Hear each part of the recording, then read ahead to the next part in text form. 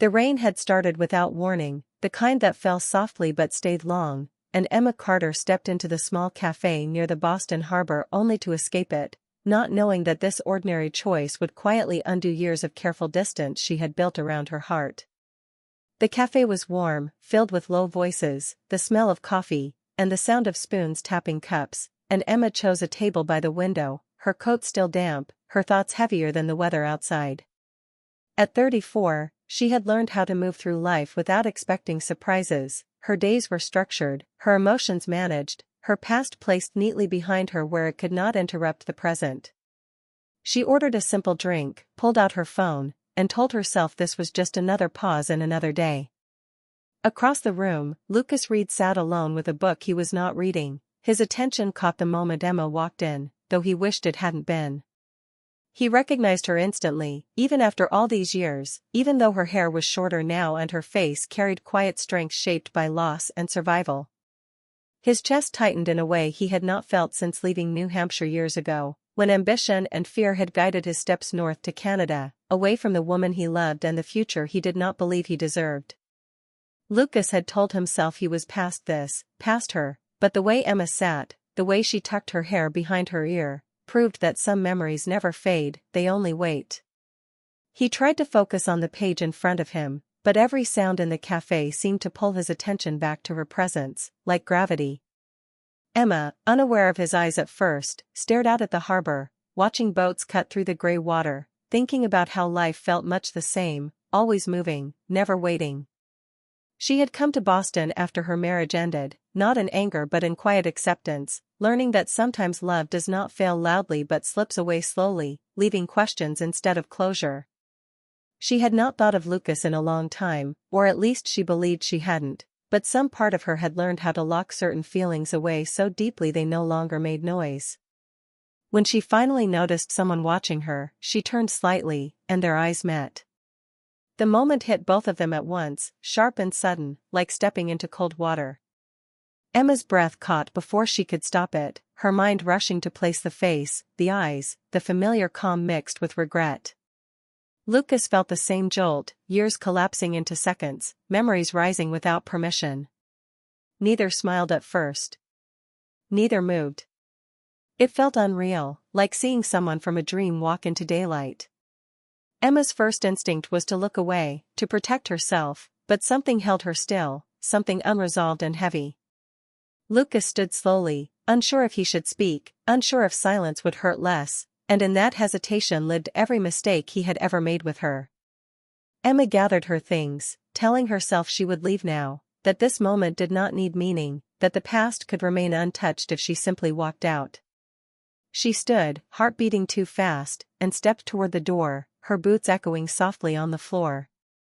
Lucas watched her go, panic rising, knowing that if he let her leave without a word, this unfinished chapter would close forever. The words came out before he could measure them, before fear could stop him, carried by instinct rather than plan. "Take it easy, baby." His voice was calm, low, familiar, and the cafe noise seemed to fade the instant he said it. Emma stopped mid-step. The words were not loud, not dramatic, but they reached her in a way nothing else could, because no one had ever said them like that to her except him, not as a phrase, not as comfort, but as care. Her hand tightened around her bag, her chest tightening with it, memories flooding back, the way he used to say it when life felt overwhelming, the way he meant it as reassurance, not control. Slowly, she turned around, her face unreadable, but her eyes telling a different story, one of surprise, vulnerability, and something dangerously close to hope. Lucas swallowed, realizing too late how much weight those simple words carried, realizing that a single sentence had reopened a door he once shut without explanation. Neither of them spoke for a moment. The rain continued outside, steady and patient, as if giving them time. Emma took a step back toward him, not fully ready to speak, but unable to leave, understanding now that this chance meeting was not random, that some moments wait years to arrive. And in that quiet space between them, before questions, before answers, before pain or healing, both of them felt it clearly, the whisper had already changed everything. They stepped out of the cafe together into the wet afternoon, not deciding it, just letting it happen, the rain lighter now but the air heavy with things neither had prepared to face, and they walked side by side along the harbor path, close enough to feel each other's presence but careful not to touch, as if one wrong move might break the fragile calm holding them together. Emma kept her eyes forward, her thoughts racing faster than her steps, while Lucas matched her pace, unsure if he should speak or wait, knowing silence had once cost him everything. The city moved around them, cars passing, people laughing, boats rocking, but for Emma, it felt like the world had narrowed to the sound of their footsteps and the memory of a life she thought she had left behind. Lucas finally spoke, asking how long she had been in Boston, and she answered plainly, explaining how she had moved after her marriage ended, not dramatic, not bitter, just honest, because she was tired of pretending that endings always come with fire when sometimes they arrive quietly and stay. Lucas listened closely, guilt tightening his chest, because he remembered how young she had been when he left, how she had believed in him without question, and how he had chosen fear over trust, convincing himself distance was safer than staying and possibly failing. He told her about Toronto, about work, about building something stable but empty, about nights when success felt hollow because it was built on a choice he never stopped questioning.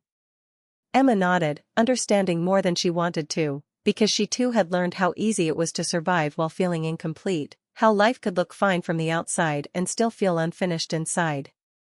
They reached a bench overlooking the water, and Emma stopped walking, needing the pause, needing space to breathe, and Lucas stopped with her, hands in his pockets, eyes lowered, giving her control he had once taken away by leaving without explanation. She asked him why he had never called, never written, never tried to explain, and the question was calm but sharp, carrying years of quiet hurt. Lucas did not look away, he answered simply, admitting he had been afraid of being ordinary, afraid of disappointing her, afraid that staying would reveal he was not the man she believed him to be.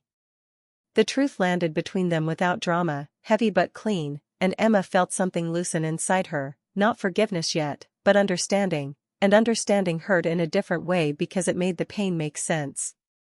She told him that his silence had forced her to grow alone, that she had learned strength the hard way, that she no longer waited for anyone to come back, and Lucas accepted every word without defense, knowing that owning the past was the only way forward, even if forward led nowhere together. The wind picked up, carrying the smell of salt and rain, and Emma wrapped her arms around herself, not from cold but from the weight of memory, and Lucas fought the urge to reach out, choosing restraint because he knew comfort could not be assumed. They talked about small moments from the past, shared coffee mornings, late-night drives, plans that never formed, but they moved quickly through them, not wanting to get stuck in nostalgia, understanding that the past was not a place to live, only a place to visit briefly. Emma finally said that seeing him did not change anything, that her life was settled now, that she had learned to stand alone, and Lucas nodded, agreeing, though the words cut deeper than he expected, because part of him had hoped the whisper meant something more immediate. Still, he told her he respected her boundaries, that he did not come looking for answers or second chances, only honesty, and Emma appreciated that, because honesty had been missing the first time they loved each other. They resumed walking, the path narrowing, the conversation slowing, both aware that this meeting had a limited window, that they would soon reach a place where one of them would turn away. When they reached the corner where their paths split, Emma stopped again, turning to face him fully for the first time, studying the man he had become, older, steadier, carrying regret but not hiding from it, and she felt a quiet conflict rise inside her, the pull of familiarity against the safety of distance. Lucas met her gaze, saying nothing, letting her decide the shape of this ending or beginning. She told him that the past could not be fixed, that wounds do not disappear just because explanations arrive late, but she also admitted that the whisper had reached her because some feelings do not die, they only change shape. Lucas listened, his heart steady but heavy, grateful for her honesty even if it offered no promise. They stood there for a moment longer, the rain finally stopping, the city breathing again, and Emma stepped back, signaling that this moment had reached its limit. She wished him well, not politely but sincerely, and Lucas returned the wish, meaning it deeply, knowing that love sometimes means letting someone walk away without chasing them. As Emma turned and headed down her street, she felt the weight of his presence fade, but the echo of his voice stayed with her, repeating softly in her chest, not as a command but as care, and she realized that even if nothing more came of this meeting, something inside her had shifted, something old had been stirred, and she was no longer as untouched by the past as she believed. Lucas watched her disappear into the crowd, standing still long after she was gone, understanding that some meetings are not meant to solve anything, only to remind people of who they were and who they might still become, and as he finally turned away, heading back toward his hotel, he carried with him the quiet knowledge that the story between them was not finished, even if its next chapter remained unwritten. Night fell fast after their meeting, and neither Emma nor Lucas found rest in it. Because some encounters do not end when people walk away but continue quietly in the mind, growing louder in the dark, and Emma lay awake in her Boston apartment staring at the ceiling, replaying every word, every pause, every look she tried not to feel too deeply. She told herself that seeing Lucas had only stirred old dust, that it would settle again, but her heart did not listen, because it remembered how it felt to be seen without effort, and that memory made sleep impossible. Outside, the city hummed softly, but inside her thoughts moved fast, jumping from the woman she used to be to the one she had become, strong, careful, independent, yet suddenly aware of a missing piece she had stopped naming. Across the border in a quiet Toronto hotel room, Lucas sat on the edge of the bed with his jacket still on, phone in his hand, debating whether reaching out would be selfish or brave, knowing the line between the two was thin and dangerous. He had spent years building a life that looked right on paper, a steady job, a calm routine, no chaos, but the calm felt fragile now, as if one honest moment had cracked its surface. He thought about how Emma had listened without anger, how she had spoken with clarity instead of blame, and how that hurt more than shouting ever could, because it showed how much she had grown without him. He finally placed the phone face down, choosing silence again. But this time not out of fear, only respect, even though it cost him another restless night. Morning arrived without mercy, bright and ordinary, and Emma moved through it on habit, showering, dressing, answering emails, pretending her world had not tilted slightly off balance, but every quiet moment brought Lucas back into focus, the sound of his voice repeating in her head, steady and careful. She tried to remind herself of why she had moved on, why she had built walls, how long it had taken to feel whole again, and she questioned whether reopening anything was worth the risk of losing that hard-earned peace. Days passed, quick and full, yet stretched thin by thought, and Lucas returned to his work meetings, his calls, his responsibilities, but everything felt slightly delayed, as if his body was present while his mind remained by the harbor in Boston. He began to realize that the regret he carried was not only about leaving Emma but about the man he had been when he did, someone who ran instead of stayed, who chose certainty over courage, and that understanding pressed on him harder than any failure he had faced before. One evening, unable to keep pretending, he sent a short message, nothing dramatic, just a simple question asking how she was, leaving space for her to answer or ignore it without pressure. Emma read the message twice before responding, her heart racing not with excitement but with caution, because opening a door even a little meant accepting whatever might come through it. She replied honestly, saying she was fine, busy, adjusting, and Lucas responded with the same care, keeping his words light, respectful, not asking for more than she offered. Their messages continued like that for days, then weeks, never crossing lines, never forcing meaning, yet slowly building a bridge made of truth instead of hope. They spoke about work, about small daily moments, about books and weather, but beneath every exchange lived the quiet knowledge of what had been left unsaid, and that silence felt different now, not heavy, but patient. Emma noticed herself smiling at her phone, then stopped, reminding herself that comfort did not always mean safety, and Lucas noticed himself slowing down, thinking before he spoke, determined not to repeat the mistakes of rushing or hiding. One evening, after a long day, Emma called him without planning to, surprised by her own courage, and when he answered, the sound of his voice felt steady, grounding, familiar without being overwhelming. They talked longer than expected, moving past small topics into deeper truths, and Lucas finally spoke about the night he left years ago, admitting that he had planned to come back, that he had told himself distance was temporary, but time had grown heavier, and shame had kept him silent longer than pride ever could. Emma listened quietly, letting him finish, then told him how that silence had shaped her, how it had taught her not to wait, not to depend, not to ask for reassurance that might never come, and Lucas accepted that weight without argument, understanding that explanations do not erase impact. Their honesty did not soften the past, but it cleared the air around it, allowing both of them to breathe without pretending anymore. After that call, something shifted, not into romance, not into promise, but into clarity, and Emma felt less haunted by unanswered questions, while Lucas felt less defined by a single mistake. They continued talking, slowly, intentionally, and when days passed without contact, neither panicked, because trust was beginning to form in a way it never had before.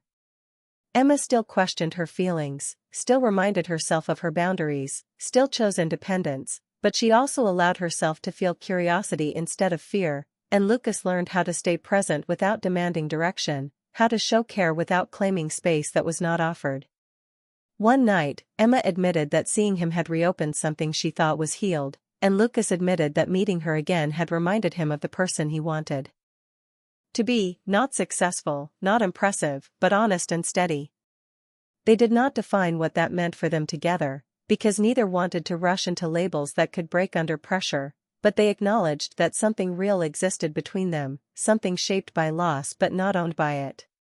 As weeks turned into months, their conversations became part of their routines, not consuming, not controlling, but supportive, and Emma noticed herself standing taller, lighter, not because of Lucas, but because she was finally allowing her past to sit beside her instead of behind her. Lucas noticed himself choosing differently in his own life, speaking more openly, avoiding escape, staying even when things felt uncertain, and he knew that change, once started, does not stop easily. Eventually, Emma shared that she would be traveling to Toronto for work, stating it calmly, without expectation, and Lucas responded with the same tone, offering to meet if she wanted, making it clear that the choice was hers alone. Emma took time to consider it, weighing the risk of seeing him again against the quiet strength she now felt, and she realized that fear no longer guided her decisions the way it once had. She agreed to meet, not as a step backward, but as a step forward into honesty, and when the call ended, both of them sat quietly, understanding that whatever came next would be shaped not by the past they shared, but by the truth they were finally willing to live with. The city of Toronto welcomed Emma with clear skies and sharp air, and as she stepped out of the cab near her hotel, she felt calm in a way she had not expected, not nervous, not rushed, just steady, because this time she was not running toward anything or away from anything, only choosing to face what was real. Her work meetings filled the day, but Lucas stayed quietly in her thoughts, not as a distraction, but as a presence she had accepted rather than resisted, and when evening came, she sent a short message letting him know she was free if he still wanted to meet. His reply came quickly but without urgency, suggesting a quiet place near the water, nothing crowded, nothing dramatic, and when they saw each other again, it felt different from Boston, lighter, more grounded, as if time had softened the sharp edges of their history. They walked along the lake, the city lights reflecting across the water, talking easily, without guarding every word, because too much had already been said for pretense to survive.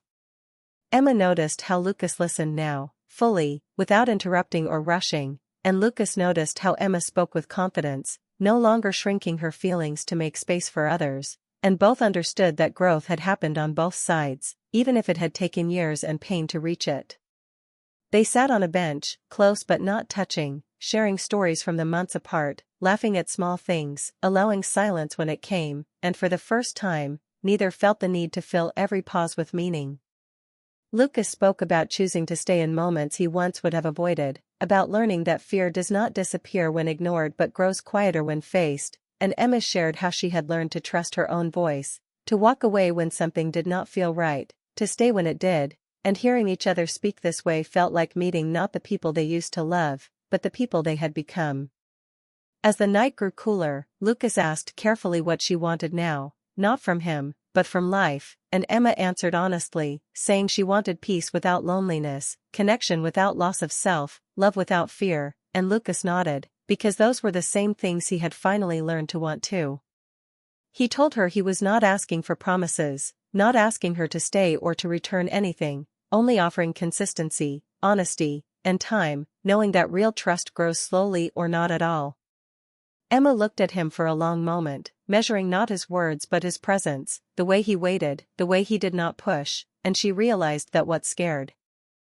her before did not scare her now, because she was no longer afraid of losing herself.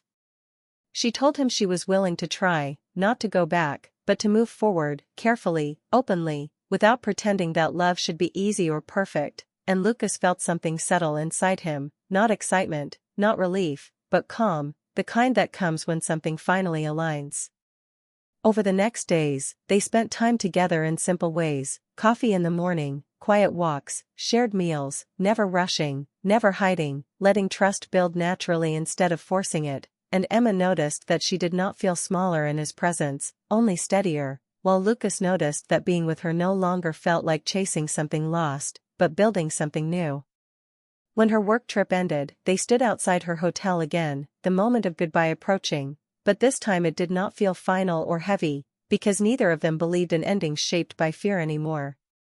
Emma told him she would return to Boston, that her life was there, and Lucas told her he understood that distance was not a threat when honesty existed, and that commitment did not require closeness every day, only intention. They agreed to keep going, not defining what that meant to the world, only to each other, choosing patience over pressure, and when they hugged goodbye, it was warm, simple, grounded, not a promise of forever, but a promise of truth. Weeks later, their lives settled into a shared rhythm across cities, calls that felt natural, visits planned without urgency, trust growing through consistency rather than words, and Emma found herself opening parts of her heart she once guarded tightly, not because she felt weak, but because she felt safe. Lucas, in turn, learned how to show up without disappearing when things felt uncertain, how to stay present even when answers were not immediate, and he knew that whatever this became, he would no longer run from it. One evening, months later, Emma visited Toronto again, not for work this time, but by choice, and as they sat together watching the city slow into night, Lucas spoke the words again, softly, not as a memory, not as a trigger, but as care shaped by growth. "Take it easy, baby," he said, his voice steady, respectful, full of patience. Emma smiled, not because the words were familiar, but because they felt earned now, grounded in action rather than regret, and she leaned into the quiet moment, knowing that love does not always arrive loudly, that sometimes it returns gently, changed, wiser, ready. And in that calm space between past and future, Emma understood that the whisper had not changed everything all at once, but it had opened a door to something real, something honest, something strong enough to move forward without fear, and this time, she chose to stay not because she needed to, but because she wanted to.